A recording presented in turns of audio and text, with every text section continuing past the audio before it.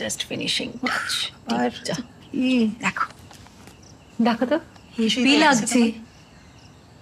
লাগছে বুঝি?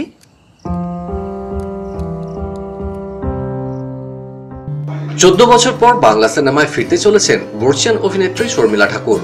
অভিনেত্রী ও প্রযোজক ঋতুপর্ণা সেনগুপ্তের হাত ধরে পরিচালক সুমন ঘোষের নতুন ছবি পুরাতনে ঋতুপর্ণা সেনগুপ্ত ও ইন্দ্রনীল সেনগুপ্তের সাথে বাংলা ছবিতে অভিনয় করলেন ভারতীয় চলচ্চিত্রে এই আইকন। ফেমিনিজমের দোহাই দিয়ে এতদিন বিয়ে করেনি, তোমার কি এক্সকিউজ? ঘুম ঘুম নিঝুম মন কুয়াশায় বইছে বইছে মেঘের নেশায়। আগামী 11ই এপ্রিল ছবি মুক্তির আগে সম্প্রতি মধ্য কলকাতার এক ক্যাফেতে হয়ে গেল ছবির ট্রেলার লঞ্চ ও সাংবাদিক সম্মেলন, যেখানে ছবির পরিচালক, দুই তারকা ঋতুপর্ণা এবং ইন্দ্রনীল ছাড়াও উপস্থিত ছিলেন টলিউডের পরিচিত মুখেরা। শর্মিলা ঠাকুর মানুষ হিসেবে আমার তো আর কিছু বলার নেই। প্রচণ্ড আধুনিক একজন মহিলা এবং অনেক গল্পের ভাণ্ডার, মানে সত্যজিৎ রায় থেকে উত্তম কুমার থেকে সৌমিত্র কাকু, সবার ব্যাপারে এইগুলো আমাদের কাছে একটা শিক্ষার মতো, ক্লাসের মতো ওনার মতো একজন অভিনেত্রীর সঙ্গে পাওয়া।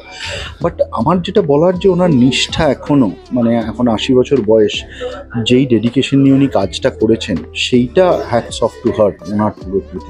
আমার মনে হয় যে আপনারা এই ছবিটি এবং শর্মিলা ঠাকুর এবং ঋতুপর্ণা একসঙ্গে, এরকম দুজন বড় সুপারস্টার, সেইটা বোধহয় আপনাদের ভালো লাগবে। আপনারা প্লিজ দেখবেন, নববর্ষে রিলিজ করছে আমাদের ছবি পুরাতন। ভালো মনের মানুষ, ভালো মনের মানুষ প্রয়োজন হয় আমাদের ইন্ডাস্ট্রি। এবং উনি যেভাবে সুমন যেটা বলছিল, গৌতম যেটা বলছিলেন যে ঠিক হয়েছে তো আরেকবার করবো, আমার ভাষাটা ঠিক হলো, বলাটা ঠিক হলো, বলে ওনার মতো একটা স্টার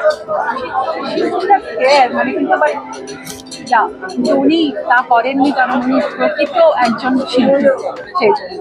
তাই আজও উনি স্বমহিমায় উদ্ভাসিত।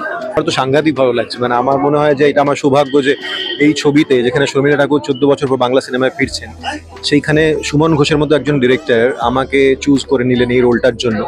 এই চরিত্রটাও খুব ইন্টারেস্টিং, আর সিনেমা স্ক্রিপ্ট মানে সবকিছুই ভালো। কখনো হয় না যে সবকিছুই একসঙ্গে মনে হয় ভালো হয়ে গেছে। আর ঋতু তো অনেক কাজ করেছি ওর সঙ্গে, কিন্তু এই ছবিটাতে আমার মনে হয় আমাদের দুজনের কাজ একসঙ্গে একটা অন্যরকম জায়গায় আছে। শর্মিলা ঠাকুরের সঙ্গে আমি অনেক বছর আগে একলাভিয়াতে কাজ করেছিলাম, তো আমি এক্সাইটেড। খুবই interesting cast. Rituparna is a very good actress, she is a sensible producer. আর যদি Sharmila Tagore is agreed to do this film after 14 years, নিশ্চয়ই এই ছবিতে কিছু না কিছু আছে। তো এটা রিলিজ করছি on the 11th of April। তো আশা করি সবাই আসবেন হলে দেখতে পুরাতন। শর্মিলা ঠাকুর আবার বাংলা ছবি করছেন, সেটা আমার কাছে খুবই প্রশংসনীয় মনে হয়।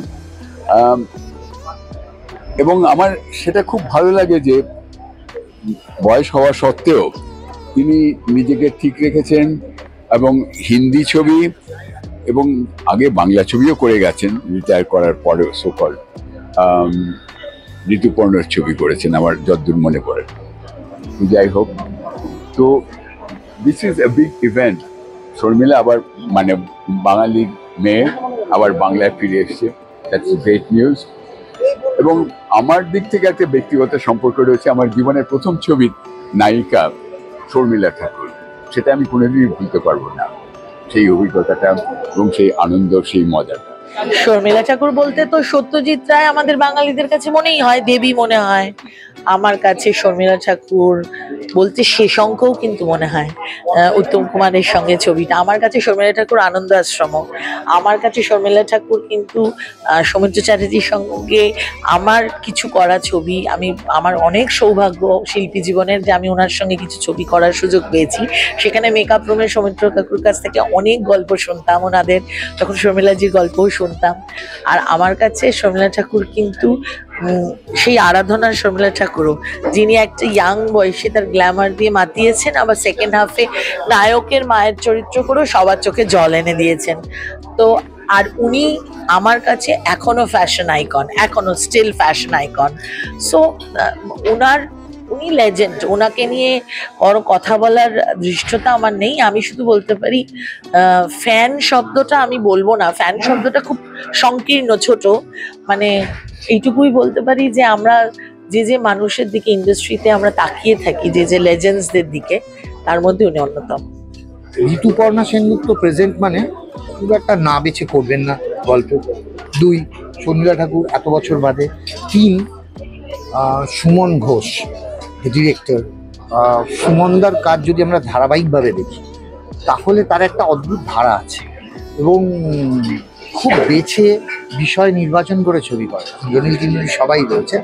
আর ছবির নামটা এত সুন্দর, ওল্ড নয়, এনশিয়েন্ট, মানে পুরাতন। এবং আমার মনে হয় পুরনো চাল ভাতে বড় অ্যান্ড ওল্ড ইজ গোল্ড। তো আমি সবসময় অল দ্য বেস্ট জানাবো ফর পুরাতন।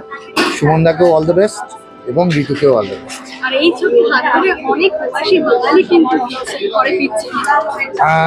সে তো বটেই। এবং আমি জানি সুমনদা এমন একটা ইমোশনে ধাক্কা মারে যেখানে সিনেমাটা দেখা এবং সিনেমাটা বেরোনোর পর, দেখে বেরোনোর পর সেই রেশটা, দ্যাট ইজ ভেরি ইম্পর্টেন্ট। কেননা আমি কাবুলিওয়ালাতে পাঠ করেছি, তো এই সময় দাঁড়িয়ে তখন যখন কাবুলিওয়ালাটা হয়েছিল আই এম ব্লেসড যে এরকম একটা কাল্ট একটা ছবির সঙ্গে অন্তর্ভুক্ত। এবং অভিযোগ জানালাম সুমনদাকে এই ছবিটা হবে নেই, কিন্তু স্টিল আমি বলবো এই ছবিটাও মানুষের হৃদয়কে স্পর্শ করবে। এখন বড্ড এখানে স্পর্শ করে, তো এটা নয়, এখানে স্পর্শ করে বলে আমার মনে হয়। দেখো, আমি একটা বাংলা ছবির ভক্ত, আমি খুব বাংলা ছবি দেখতে ভালোবাসি। যতই মানে ন্যাশনাল লেভেলের ছবি হোক, আমি ওই টিভিতে বসে আমি দেখতে পছন্দ করি না, হলে গিয়ে ভালোবাসি। আর ঋতুদির প্রতি আমি একটু বায়াসড বলতে গেলে। আর ঋতুদিকে আমি মন থেকে খুব ভালোবাসি, এরকম একজন শিল্পী আর সব থেকে মানুষ হিসেবে এত ডাউন টু আর্থ।